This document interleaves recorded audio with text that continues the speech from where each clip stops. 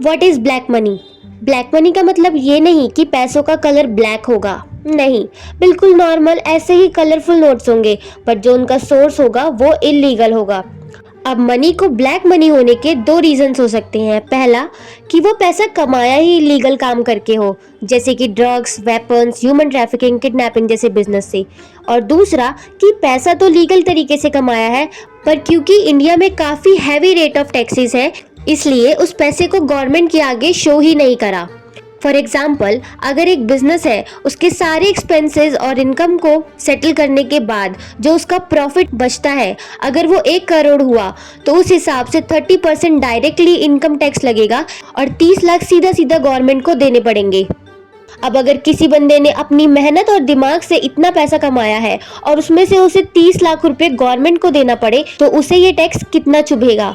इसलिए वो लोग अलग अलग रास्ते ढूंढते हैं जिससे कि वो ये पैसा सरकार की नजरों से बचाकर खुद एंजॉय कर सके, और इसी लालच में उनका लीगली कमाया सारा पैसा भी ब्लैक मनी में काउंट होने लगता है। तो क्योंकि अब उन क्रिमिनल्स ने वो सारा पैसा इलीगल एक्टिविटी से कमाया है, तो अगर वो उन पैसों का इस्तेमाल ओपनली करते हैं या फिर बैंक में डिपॉजिट कराने जाते हैं, तो बैंक उनसे सीधा सीधा एक सवाल पूछेगा कि आपके पास इतना पैसा कहाँ से आया। तो यहाँ जरूरत पड़ती है ऐसे काले पैसों को व्हाइट में कन्वर्ट करने की। मनी लॉन्ड्रिंग के पूरे प्रोसेस में मेजर 3 स्टेप्स हैं: प्लेसमेंट, लेयरिंग एंड इंटीग्रेशन।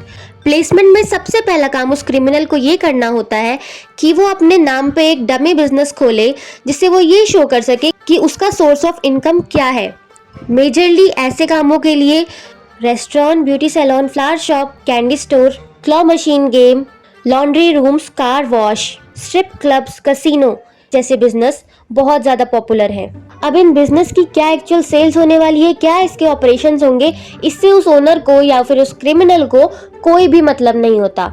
उसे मतलब होता है तो सिर्फ और सिर्फ नकली बिल्स बना के, फेक सेल्स दिखा के अपने सारे ब्लैक मनी को धीरे धीरे उस बिजनेस में इंजेक्ट करना। अब उनसे बैंक ये नहीं पूछेगा कि आपके पास ये पैसा कहाँ से आया। इस तरीके से वो अपना सारा ब्लैक मनी अपने बिजनेस का रिवेन्यू शो करके फाइनेंशियल सिस्टम में डाल देते हैं।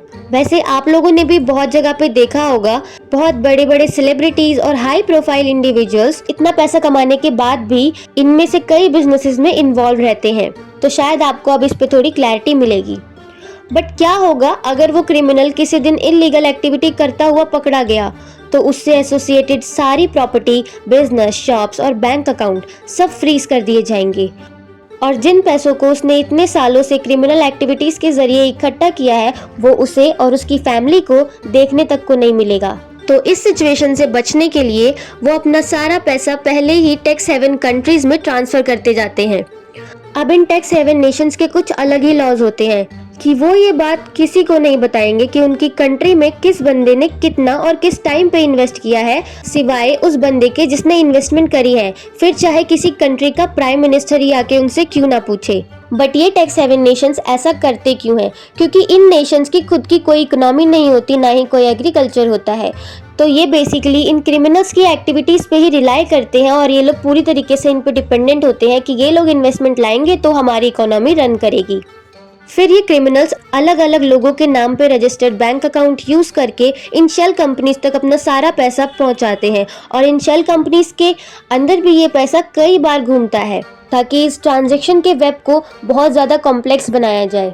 फिर अगर इन लोगों पे कुछ सस्पेक्ट होता है या ये लोगों को जेल भी हो जाती है, तो बेल पे निकलकर या जेल होने से पहले ही ये लोग फरार हो जाते हैं लंदन, जहाँ पे ये अपने शेल कंपनी से निकाला गया सारा पैसा इन्वेस्ट करते हैं और वहाँ आराम से अपनी लग्जूरियस लाइफ एंजॉय करते हैं। क्योंकि ग्रेट ब्रिटेन का भी एक अजीब सा रूल है कि अगर इनके यहाँ कोई भी बंदा आता है तो ये उसे एज अ गेस्ट ट्रीट करते हैं, और उस गेस्ट के साथ वहाँ कोई जोर जबरदस्ती नहीं कर सकता।